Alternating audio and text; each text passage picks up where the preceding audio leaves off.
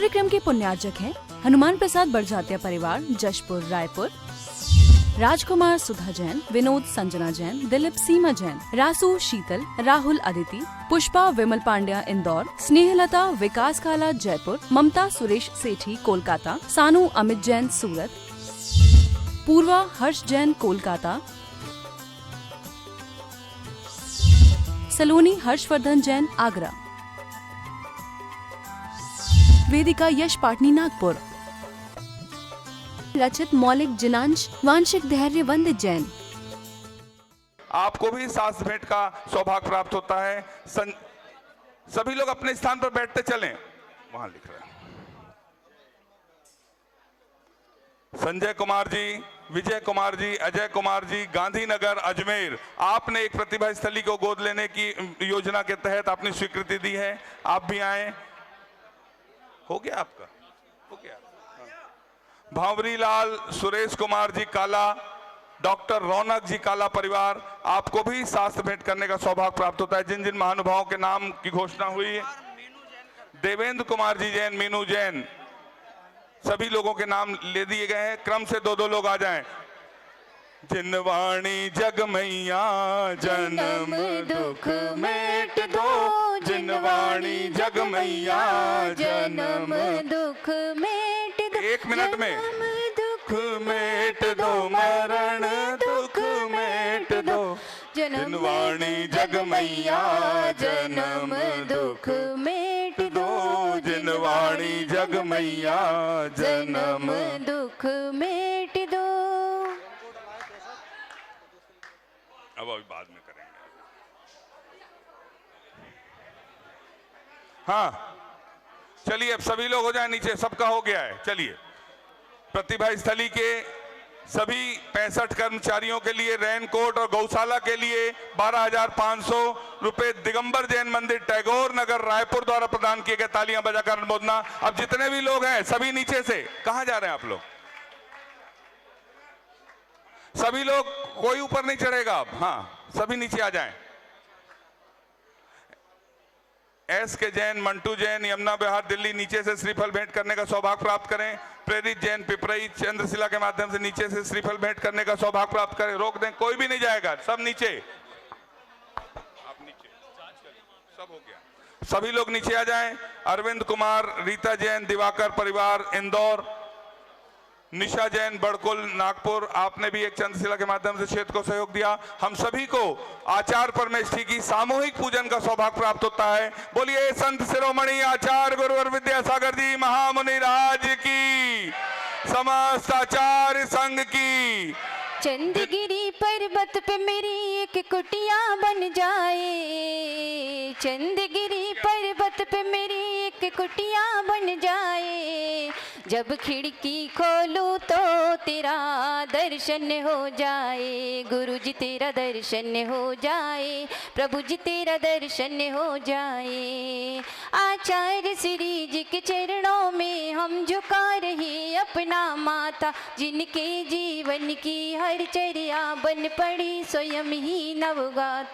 चेना गम का वह सुधा कलश जो बिखराते हैं गली गली, जिनके दर्शन को पा करके खिलती मुरझाई हृदय कली। ओम ह्रीम श्री 108 आचार्य विद्यासागर मुनिंद्र अत्र अवतर अवतर शंभो सठावानन। जय हो जय हो जय हो। अत्र तिष्ठा स्थापनम। जय हो जय हो जय हो। अत्र मम सन्नितो भव भव वसट सन्निधि करणम परिपुष्पांजलि छिपामी। अपनी जगह से बैठ के पूजा करना है सभी को, खड़े किसी को नहीं होना है। सांसारिक विषयों में पढ़कर मैंने अपने को भरमाया, इस राग देश की वैतरणी से अब तक पार नहीं पाया। तब विद्या सिंधु की जलकड़ से भव काल सुधोने आया हूँ, आना जाना मिट जाए मेरा यह बंध काटने आया। ओम ह्रीम श्री 108 आचार्य विद्यासागर मुनिंद्राय जन्म जरा मृत्यु विनाशनाय जलम निर्पामिति। क्रोध अनल में जल जल कर अपना सर्वस्व लुटाया है। निज शांत स्वरूप न जान सका जीवन भर इसे भुलाया। चंदन सम शीतलता पाने अब शरण आपकी आया। संसार ताप मिट जाए मेरा चंदन वंदन को लाया हूँ। ओम ह्रीम श्री 108 आचार्य विद्यासागर मुनिंद्राय संसार ताप विनाशनाय चंदनम निर्पामिति। जड़ को ना मैंने जड़ समझा नहीं अक्षय निधि को पहचाना। अपने तो केवल सपने थे भ्रम और जगत का भटकाना। चरणों में अर्पित अक्षत हैं अक्षय पद मुझको मिल जाए।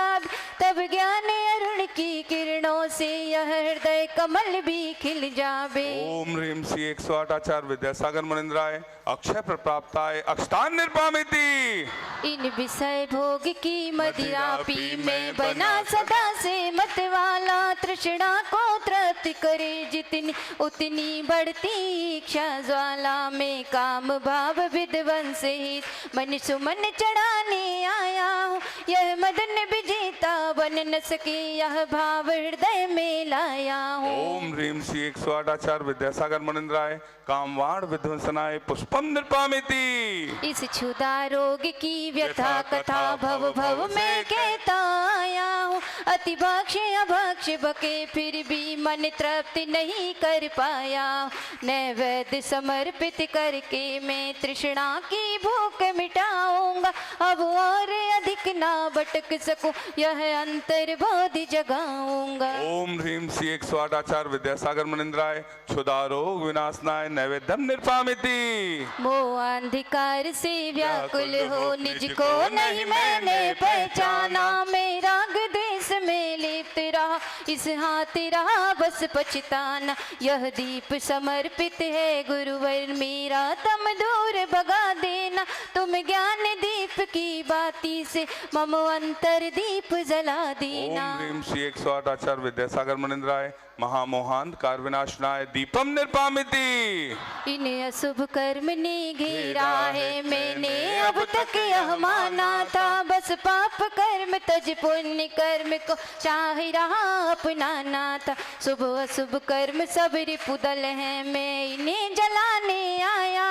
इसलिए आपके चरणों में अब धूप चढ़ाने आया। ओम ह्रीम श्री 108 आचार्य विद्यासागर मुनिंद्राय अष्टकम दहनाय धूपम निर्पामिति। भोगों को इतना भोगा कि खुद को ही भोग बना डाला। साध्य और साधक का अंतर मैंने आज मिटा डाला। मैं चिदानंद में लीन रहूं पूजा का यह फल पाना है। पाना था जिसके द्वारा वह मिल बैठा मुझे ठिकाना है। ओम ह्रीम श्री 108 आचार्य विद्यासागर मुनिंद्राय महामोक्ष प्राप्ताय फलम निर्पामिति। तेरी कृपा से गुरुवर प्रभु से मिल जाऊंगी। तुमने ना पकड़ी डोर मेरी तो मैं गिर जाऊंगी। जग के वैभव को पाकर मैं निस दिन के साल मस्त रहा। चारों गतियों की ठोकर को खाने में ही अभ्यस्त रहा। मैं हूँ स्वतंत्र ज्ञाता दृष्टा मेरा पर से क्या नाता है। कैसे अनर्घ पद पा जाऊं यह भक्ति भावना भाता हूँ। ओम ह्रीम श्री 108 आचार्य विद्यासागर मुनिंद्राय अनप्रप्राप्ताय अर्घम निर्पामिति। भावों की निर्मल सरिता में अवगाहन करने आया हूँ। सबका सारा दुख दर्द हरो यह अर्घ भेंटने आया हूँ। हे तपो मूर्ति हे आराधक हे योगीश्वर हे महासन। हे अरुण कामना देख सके युग युग ओम ह्रीम श्री 108 आचार्य विद्यासागर मुनिंद्राय जय माला पूर्णार्घम निर्पामिति।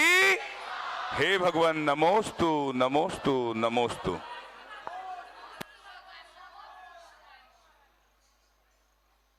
ओम नमः सिद्धेभ्यः। ओम नमः सिद्धेभ्यः। ओम नमः सिद्धेभ्यः। अहिंसा परमो धर्म की आचार्य गुरुवर श्री कुंद कुंद भगवान की आचार्य गुरुवर श्री ज्ञान सागर मुनि महाराज की,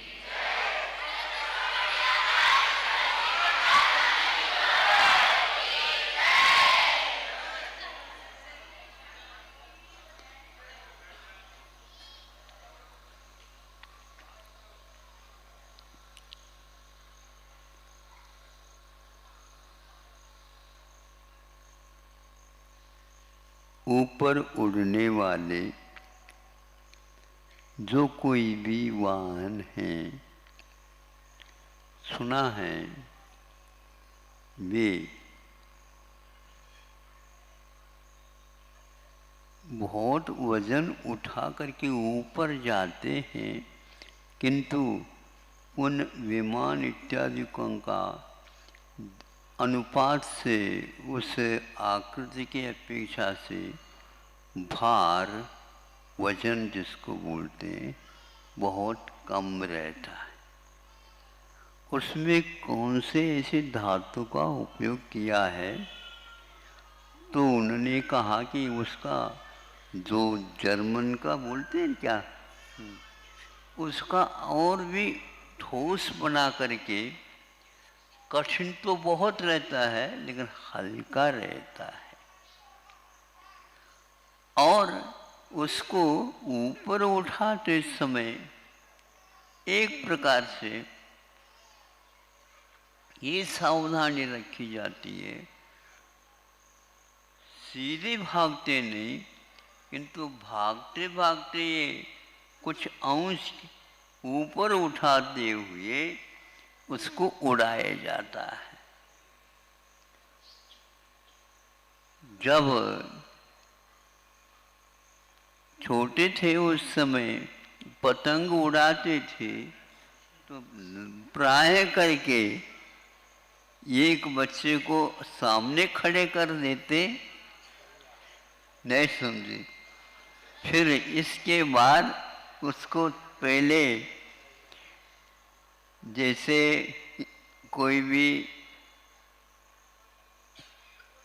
मोटरसाइकिल वगैरह के लिए किक देते ना, किक मारते हैं, उसी प्रकार अलग ढंग से उसको उठाया जाता और हवा के कारण वह अपने आप ऊपर की ओर उड़ जाता।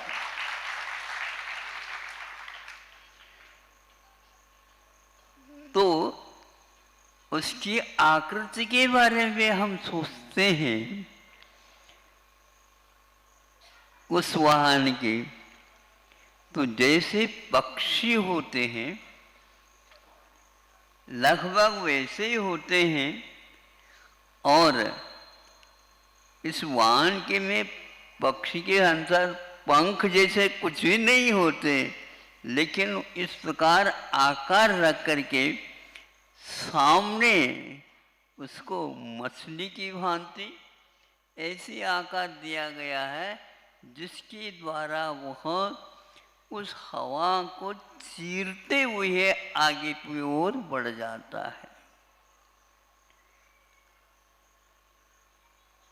उस हवा को चीरते हुए तो वह आकृति ऐसे करने से वह चीरते हुए चले जाएगी वाहन, और इस ओर यदि मान लो करते हैं वह पीछे की ओर चली जाएगी। यह सावधानी रखते हैं वो। जब वह उड़ जाता, जमीन से ऊपर हो जाता है, तो तीनों पहियों को पेट में ले लेता है। तीन पहिए रहते ना, रिक्शा वगैरह के भी होते तीन पहिया, ऑटो रिक्शा, तो उसके भी तीन पहिया रहते हैं, बिल्कुल भीतर पहुंच जाते हैं। महाराज ये उदाहरण तो हमने तो देखे हुए हैं, इससे उपदेश में क्या रहस्य आएगा, तो थोड़ा आएगा, थोड़ा सा आप साहस रखिए। एक तो गृहस्थ आश्रम में हमेशा जैसे विमान के जो वजन भार की ओर हम देखते हैं तो बहुत कम रहता है और वह हल्का रहता है और वह वेग गतिमान वाला होता है। सैकड़ों किलोमीटर एक आध घंटे में वो पार कर जाता है। इतना सरल होना चाहिए। जब हम उस पतंग को देखते हैं उस समय बहुत मेहनत उसके ऊपर कागज चिपकाते थे, भारी नहीं। हाँ, तो अन्यथा वह आगे बढ़ नहीं सकता। धागा जितने आप छूटते जाओ उतने वह ऊपर ही ऊपर की ओर चला जाता है। बैलेंस के साथ यह सब कुछ काम होता रहता है। गृहस्थों को भी इसी प्रकार पतंग या विमान के समान अपने कार्य गतिविधियों को हल्के रखना चाहिए, गिरावट ना हो। अनेक प्रकार के दुकान खोलते हैं लेकिन उसमें कई लोगों को सफलता नहीं मिलती। तो एकदम वो भारी भरकम उठाना चाहे तो कैसा होगा। विमान ऊपर उठता है उस समय बैलेंस उसका गतिमान नीचे की रहती है, लेकिन ऊपर उठते ही वह अलग रूप में उड़ते हुए आगे और बहुत गति के साथ हो जाता है कि तीन पहियों के साथ वह गति नहीं दी जा सकती। तीन पहियों के साथ उसको गति नहीं दी जाती, इसलिए जो ही गति देते हैं त्यों ही तीन पहिया वो पेट में लिया जाता है। उसी प्रकार गृहस्थों को हल्का होना चाहिए, भारी भरकम क्या नहीं होने देंगे। आपके ऊपर विश्वास हमारा है ही नहीं। अंतिम घड़ी में चले जाते हैं, फिर भी दादाजी का हमेशा हमेशा भैया लेन और देन नहीं समझे। हाँ, देन बहुत कम होगा, लेन बहुत है। अभी तो आप उस ओर देख ही नहीं रहे हो। उसी प्रकार हमारा कहना है, यदि आप हल्का नहीं होगे और अपने तीनों पहिया जो बच्चे संतान हैं उनको दे ला करके छुट्टी और आप खाली, अब हमारे पास कुछ नहीं बचा, क्या कर रहे हो? हम उड़ना चाह रहे हैं अब।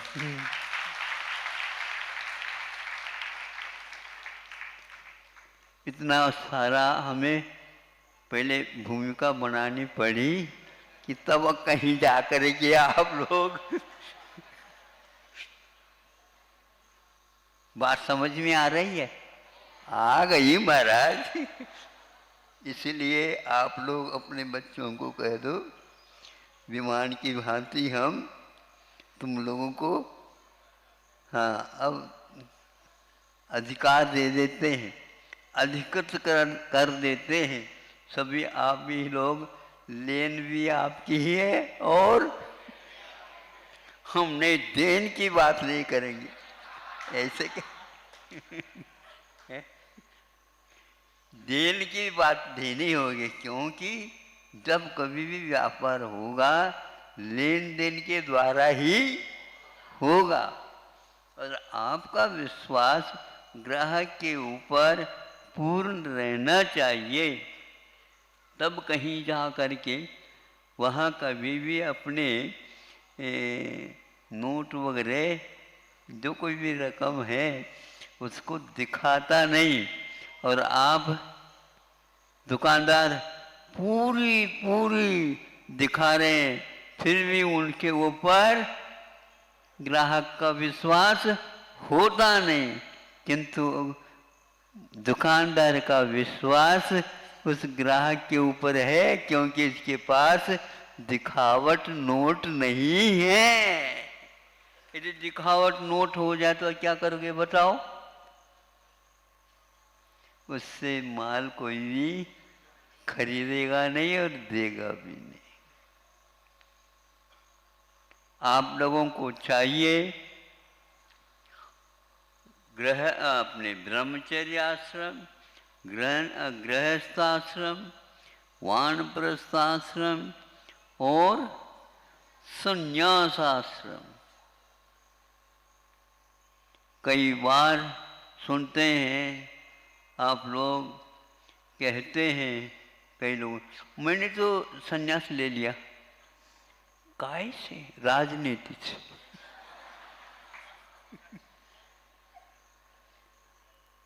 ये बात अलग है, 5 साल के लिए लिए,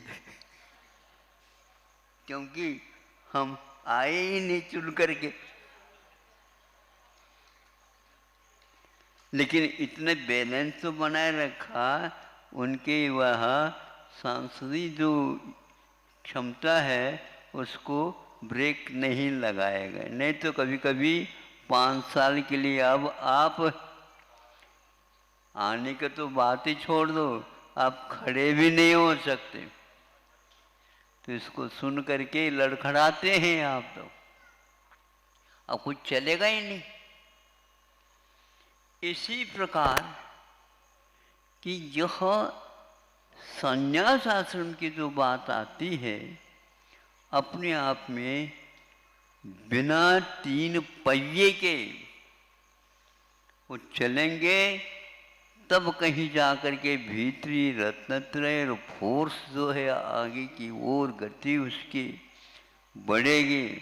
नहीं है तो विमान हो करके भी कितनी भी भागे तो उसको हम विमान नहीं कह सकते हैं।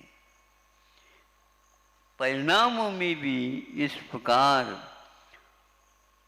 उत्थान पतन होता रहता है।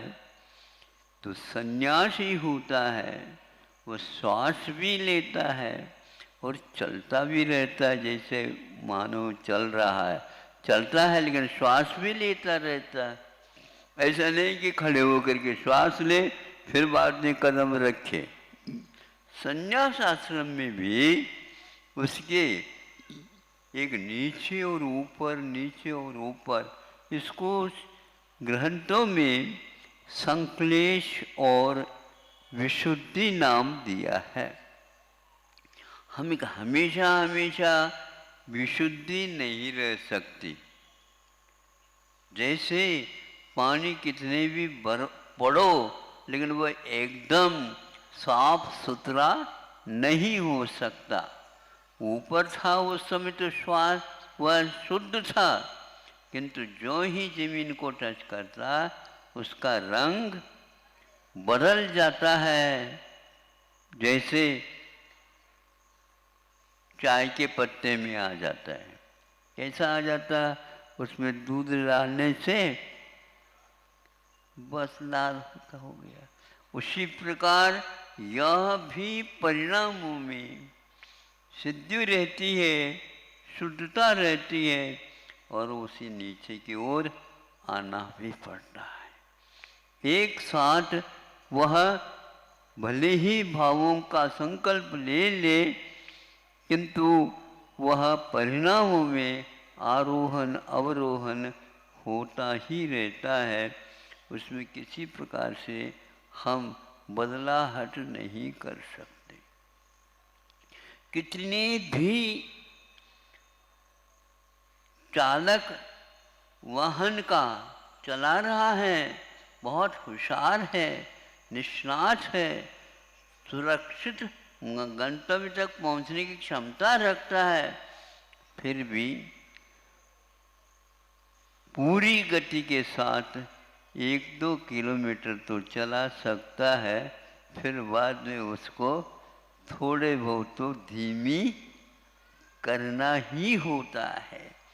100 के बाद नहीं जाना है तो 99 की ओर ही आना ये पक्का हो जाता इस प्रकार उसका खर्चा भी होता रहता है और एक प्रकार से आय भी उसका होता रहता है। परिणामों में हमेशा हमेशा हमें उस विमान की भांति व्यवस्था रखनी होगी जिससे हम घबराहट का अनुभव न हो, क्योंकि उस वाहन के साथ इधर उधर कोई भी रक्षक नहीं रहता विमान के लिए प्राय करके। वानप्रस्थ आश्रम के बाद संन्यास आश्रम में ऐसा ही होता है। अब उस बीच में आप ऊपर है और उन तीनों पहियाओं को बाहर निकालो और दौड़ाएंगे हम, अब नहीं चलेगा। अब तो आपको हाथ पैर ही हिलाना है, नहीं तो पैराशूट का आधार लेकर के नीचे उतरो। कहाँ पर जाओगे अब?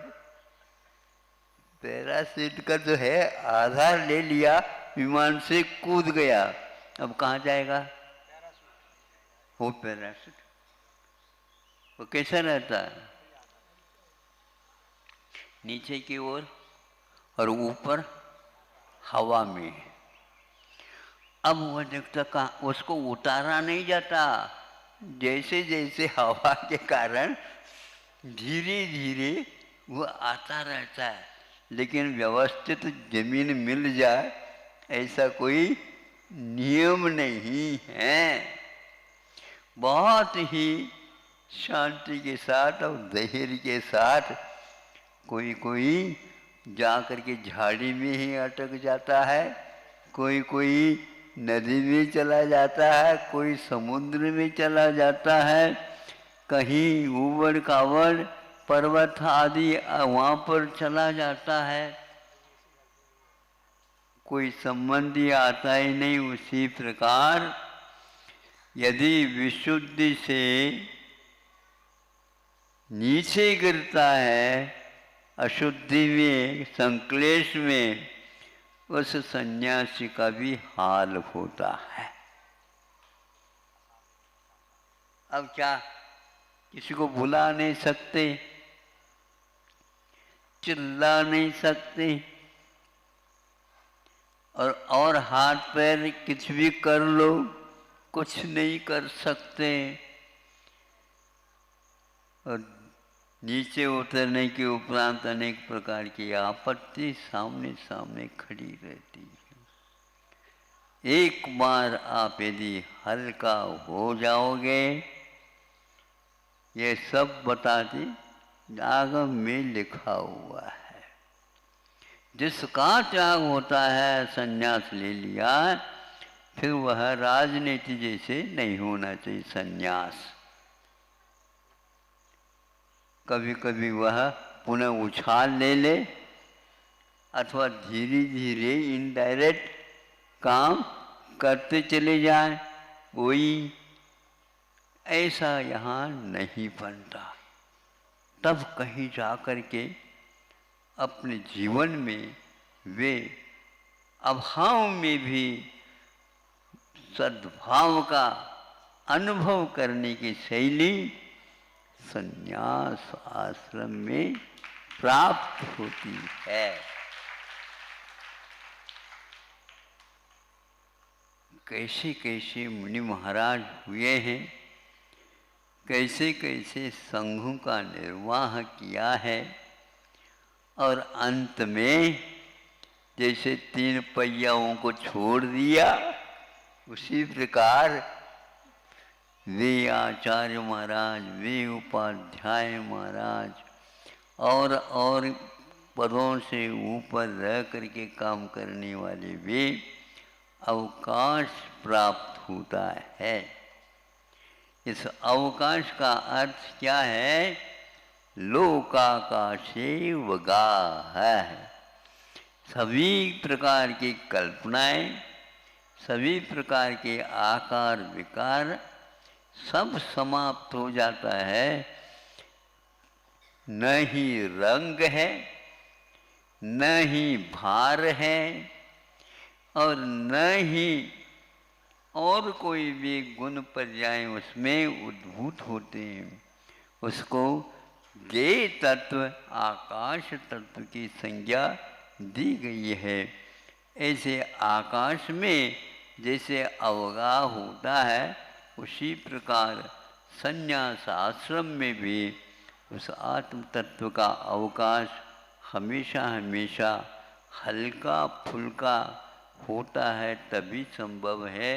नहीं है तो वह निश्चित रूप से पुनः भूमि गोचरी हो जाता, विमानवासी नहीं होगा, भूमि गोचरी। और भूमि में आने के उपरांत तो फिर क्या होगा? भागा दौड़ी चालू कर दो, उड़ने की बात नहीं होती है। जिस प्रकार गृहस्थ आश्रम में रहने वाले उड़ने की बात नहीं कर सकते हैं, उसी प्रकार सपरिग्रही आत्मा में अवकाश लेने का पात्र नहीं होता। इसलिए परिग्रह को छोड़ने के बाद जोड़ने का स्वप्न कभी भी न देखे। यदि स्वप्न में भी दिख जाए, उसी समय कायोत्सर्ग कर लेना 9 बार। हम करवाएं, हमें बता दो तो हम करवा दें, क्योंकि जो ही आप बताने के लिए आए तो आंखें खुल जाएंगी। हैं? स्वप्न में करना भी होता है, जो दिन में अच्छा ढंग से करता है।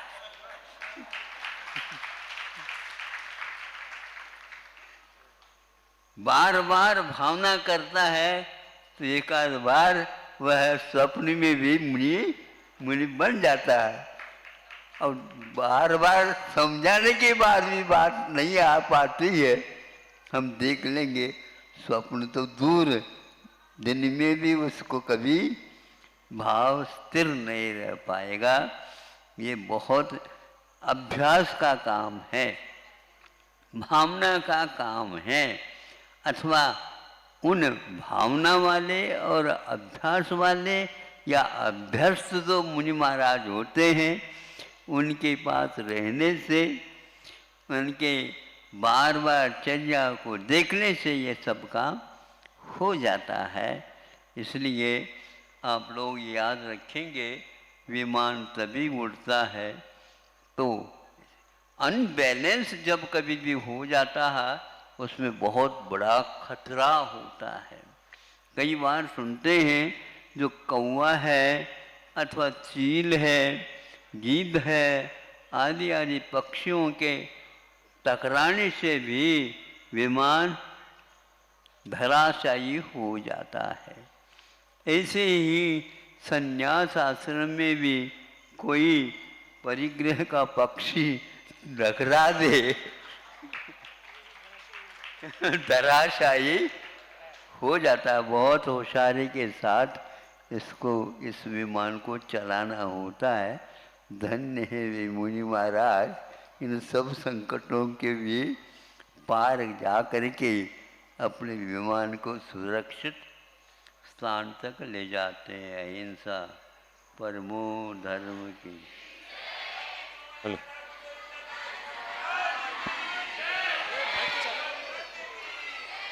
जवानी के ज्ञान से सूझे लोकालो, सोवाणी मस्तक करूं सदा देत हूँ धो। हे जिनवाणी भारती तो हे जपो दिन रैन, जो तेरो सरना भयो सो पावे। बोलिए द्वादशांग जिनवाणी माता की, संत शिरोमणि आचार्य गुरु और विद्यासागर जी महामुनि राज की।